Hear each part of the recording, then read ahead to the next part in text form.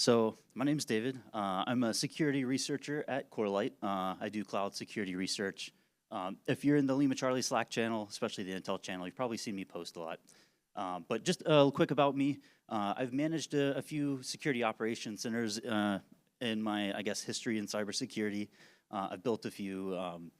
I've also worked as a SOAR architect for Palo Alto Networks, that being one of the cooler jobs, just because I got to see what so many super huge organizations were doing at an operational level, which was really fun. And I also won the Cogswell Award from the Defense Counterintelligence Agency for having one of the top 1% of security programs for people that did stuff with classified data. So what we're going to talk about today is just how to build an extension and just go over like a quick overview on what an extension is and how to kind of think about them. So what's an extension? Why should you use them? So an extension in LimaCharlie is what it is named after. It's a way to extend the capabilities with it. One of the biggest kind of pieces to it is that the LimaCharlie team has made it so that there's really minimal effort on your end to develop an extension. They took a lot of time to make that kind of piece easy. So there's really minimal stuff that you would have to maintain. So like if I was an app developer, I might have to maintain like a database of my users, figure out authentication, all this other stuff. All that's handled for you. You don't have to worry about it. So you can focus on building what you want to build. So yeah, so some of the things that you can do, of course, using extensions, you could build a product on top of LimaCharlie. We'll talk about like an example of how like a product that you could do with an extension later. You can add more just actions. So like instead of just reporting and getting an alert name or like killing a process, you could write something custom that you can basically specify yourself that calls a custom Python script or whatever you want to write it in, and it'll handle the rest. So I'm not going to dig too much into TLSH, but what I've done is I've made a TLSH-malware scanning extension. The idea behind TLSH, so TLSH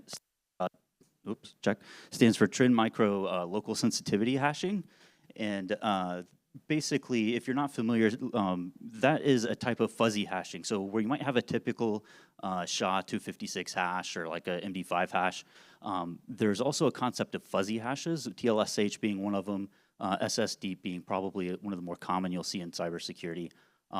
But the big benefit of them is I can have a hash, and as long as the binary is similar that I'm comparing it to, I can do some sort of matching with it. So it doesn't have to be an exact match. One of the really cool and powerful things about this, though, and especially why I like TLSH, is you can define a score that will actually help you basically choose your false positive rate. So if you read the research paper for the TLSH hash like algorithm, you'll find the rest of the actual data and how they came up with this conclusion.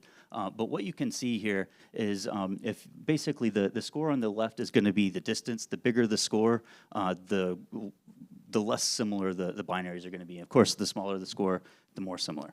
And it's really easy to set a false positive rate. So if you set a score of like 150 or 100 as your distance, you can have a real minimum false positive rate and feel confident that whatever you're going to match on is going to likely be what it is. And whatever your tolerance for false positives is, you can adjust that up and down as needed. One of the things that I really like about this is if you keep a really up-to-date list of the TLSH hashes for modern malware and attack tools, you can almost basically force them to start using other obfuscation techniques like Packers and that sort of a thing, which then become detection points in their own. So it's a really powerful service. One of the funny things about it is a lot of tools calculate TLSH and they'll provide it for you, like the value, but they don't do the measuring part. So for example, unlike just regular hash matching, so like if I have two SHA-56 hashes, I just am checking if they're the same. There's got to be some sort of calculation in there. So where an EDR, you might match that pattern just for like performance sake. You're probably not going to go through and then also measure a distance on the host itself. So that typically will happen outside of it, and that's a big reason why I think it's not typically exposed in a lot of services. But with an extension, we can change that. So this is a perfect option for an extension too, because ideally, and it doesn't have to be, but an extension will be stateless, meaning you're not going to do a lot of changes, meaning writes, deletes, that kind of a thing. So you might have a database that you read from, but not so much that you're going to change the data around it. But you can, of course. So extension concepts, basically there's going to be a few main things to kind of keep in mind. DNR rules are going to be the main way that you're going to get the events that you want to your extension. And I was having a talk at lunch about this, and one of the things that creating an extension really kind of made apparent to me was that LimaCharlie is obviously much more than an EDR these days. So I like to think of it more as an event management system and a way to automate just events. They don't have to be LimaCharlie events. As long as it comes in to the LimaCharlie console, you can do something and like with an action and then call your extension. So could be EDR-based events, but really anything that you feed into LimaCharlie, you can call and send with an extension, which makes it super powerful. And as you can see, that could be a way to build different security tools or services on top of it. So another kind of key concept, extension configuration values are going to be sent with every event. So let's say, and we'll dive into a good example of this in a moment, but so for example, like if I want to set a distance score for my TLSH-malware scanner, that would be an example of a configuration option that I set. So anytime an event gets sent from LimaCharlie to my extension, it's always going to have the values that are stored in the config fields on the extension. And you can control defaults and set like preset things and that kind of a thing if you want as well. But yeah, as I mentioned, they took out everything that you would need to do to like have to worry about any kind of authentication, organization management, billing, so that you can really just focus on the extension itself. So touched on this a little bit, but it's important to rethink EDR rules.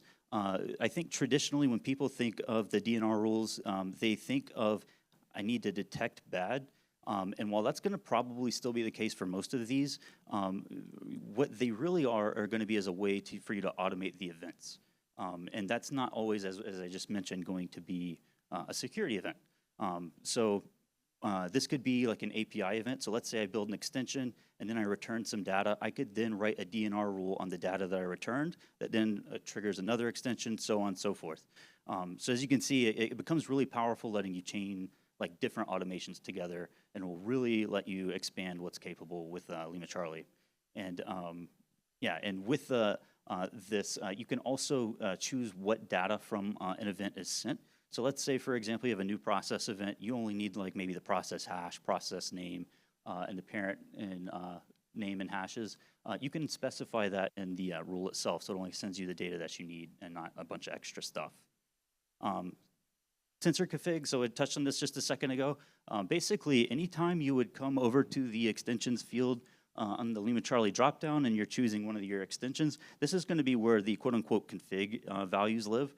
So whenever you're going and digging through values in there, those are going to be the config values that get sent with every single event to the extension. Also, if there's any questions, feel free to let me know. This is going to be basically the skeleton of an extension in Python. This looks scary, but I'm going to break it down so it'll be super easy to understand. But basically, and I can't reach the top, so I'm going to use my mouse. See it? Yep. So pretty much we're importing the LC extension Python library. We're setting the class. All of this you can pretty much copy and paste. We're calling our action. So in this case, we just want to ping something. Just defining a few of the values. All of these are fairly straightforward and easy to understand. You can just take the sample extensions that are in the LimaCharlie GitHub to see examples of what some of those values are if you're not sure. Really easy to kind of fiddle around with and figure out. But where we start getting into the real stuff is you'll see kind of behind me, and it might be difficult to see behind the stand, but there's self.request handler, so that would be like if I want to call my extension, this is where I'm defining it and calling the function, and then the event handler, so like if someone wants to subscribe or unsubscribe, and I would then, of course, have a handle subscribe and handle unsubscribe function, which you'll see over here. Again, this is all a skeleton. It's going to be really easy once you understand a few basic concepts. So as I mentioned, the config is sent with every single request, so you'll always have it. So you can, if you need to, validate like some of the values in the config to make sure like someone didn't put in an emoji rather than like a number, for example, in the field. This is a place where that'll allow you to do it. Or if there's something that you need to make sure is following a specific syntax or to cause an error. That's going to be how you do it. The next is, of course, going to be the function handle ping. The thing that's important for this one, even though you're going to define this function, you need to call each of these values, so the self, the SDK, data, conf, and res state, in that order. Those are going to be the stuff that you're going to interact with, so the event data that you just sent from LimaCharlie to your extension. So in this case, I would have, instead of like report or action report, I would have action ping, and then that would send the data here. I would have in the data variable, whatever I, of course, had sent to LimaCharlie, and then I could do something with that data and then return a response. Boom. That's all you have to do. You're done. So let's get into some other kind of quick basics on this. I know that's a lot. Is there any questions on that or anything that would be helpful to clear up or clarify? Now's your chance. All right. So here's an example rule. One of the kind of key concepts that you're going to need to understand when making extensions is rules are basically going to be how your extension works on the LimaCharlie side. They can be entirely transparent. So for example, as you subscribe, as you can see, I have a install necessary rules function that whenever someone subscribes to my extension, it'll automatically install a rule. One of the things that you'll see at the top, it says dr-managed. That puts it in a managed namespace, so it's not visible to the end user, making sure that they can't control, change, or delete it by accident. But again, makes it totally transparent. Everything's fairly straightforward. What I'm doing in this rule, it's fairly simple. It's basically just looking for any event that's acquired and has a tag of binlib and where a TLSH hash exists in the data. And then if that happens, I'm calling my extension, so extension requests. I provide the extension name, the action, so in this case, the TLSH distance check, and then I'm defining the values that I'm going to send to it. Pretty straightforward. So again, the DNR rules are going to be how you manage everything. All of this is done or should be done or can be done on a subscribe or unsubscribe. You can, of course, also use things like the reliable tasking. So if you need to do something that'll install rules or check for updates or something to that effect, you can use that as a way to manually kind of check for updates on an occasion. And of course, that would be its own DNR rule. And then, of course, make sure whenever you have a subscribe or unsubscribe where you're making changes that you also undo those changes so that whenever they unsubscribe, whoever unsubscribes from your extension doesn't have any kind of weird behavior or unexpected behavior. Sounds straightforward, obviously, but can be a little tricky sometimes. So, as I mentioned, for those of you that aren't developers and maybe don't have the developer lexicon like I myself didn't used to have whenever I got started, one of the ideal things about LimaCharlie is it's totally stateless. So for example, whenever I would deploy an extension, I don't have to worry about having a database managing users and all that stuff. If I can have it so that my LimaCharlie will send me an event. I'll do something in the cloud. So let's take a hash. Maybe I just have, for simple sake, a simple function that just compares with known bad hashes or something. I can do that hash check or comparison and then send it back, never having to do anything relating to like figuring out what org it is. All I'm ever having to do is handle the data. Everything else is handled by the extension. So pretty straightforward on that front. I'm going to talk about deploying it now. So this is all that my extension has in terms of how it works.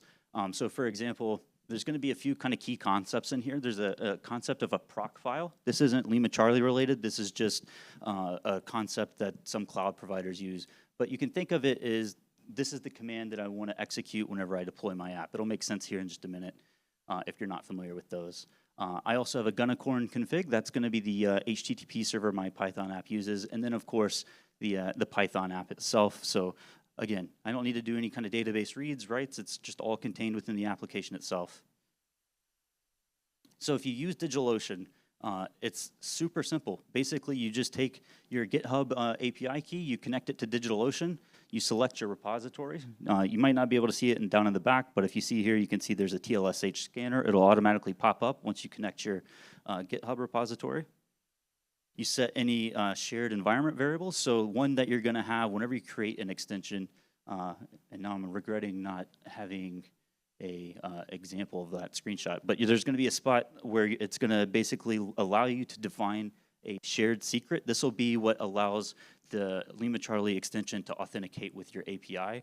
So that's not going to be something that the end user has to worry about, but whenever you develop your extension and deploy it the first time, you will need to define some sort of environment variable for you to use and then verify it against. If you want, you just then need to configure and allow your domain. Just go under settings. After you've got your domain set up in Namecheap or whatever you use, you provide it. That's also totally optional. DigitalOcean and most other cloud providers will generate a kind of random app name for you, and you can just use that and send all of your extension data to that domain, and it'll receive it as you might expect. And then boom, that's it. You've got your extension deployed. That's all you had to do to get a production deployment of an extension. So for example, you might want to set, of course, the resources and stuff, but like it's setting the CPU memory, that kind of a thing. It's all super straightforward. The hardest piece is going to be actually a handle on how, I guess, extensions work. So again, basically, I didn't have to do anything except for write a function that will handle the data here in the handle ping, and then whatever I want to do with that data, once I've done it, return it to LimaCharlie, and I'm done. I didn't have to do like any sort of database, no authentication, no billing, nothing to keep track of that. It's all handled for you. So as the user subscribes, LimaCharlie will handle like the ability for end organizations to send data to and back and forth to you. So you don't have to remember which users or which organizations are subscribed and which aren't. All that should be fairly straightforward. Got one more last slide. So just some simple ideas to kind of get you started. Some extension ideas that I've been thinking about and just haven't had the time to make would be stuff like, for example, whenever you create a new LimaCharlie organization, creating an extension that you can just press a button and it goes through and does some pre-configurations for your organization, similar to like an infrastructure as code, but for people that maybe aren't going to be a part of that same organization. So like, let's say I'm just some new organization, I'm not an MSSP, and I'm not necessarily using detection as code. I could just more click a button and then turn on all of the kind of best defaults. That's a good extension idea. Another, if you want to get really complicated, you can actually do things like use LimaCharlie as a tool to build on top of, in which case you're probably not going to have a stateless design. But for example, one thing I've thought about doing is building a dynamic MSSN sandbox. So if you build your own automations, you can do things like if you get an EDR alert from LimaCharlie to call your extension, to send the binary to your extension, and then potentially spin up an AWS MacOS VM, detonate it, see what happens, and then close it down and send you the data related to it. All that's totally possible with LimaCharlie and the extensions. Another good idea is just taking the data within binlib and going over the strings and looking for ways, or just not even just the strings, any sort of metadata, and building like an ML algorithm to go through and essentially create your own next-gen AV scanner. So there's a lot that you can do with extensions, and I only kind of touched on them. Was there any questions on extensions, how they work, some basics that you'd like me to kind of retouch on? What's up? Someone in the back?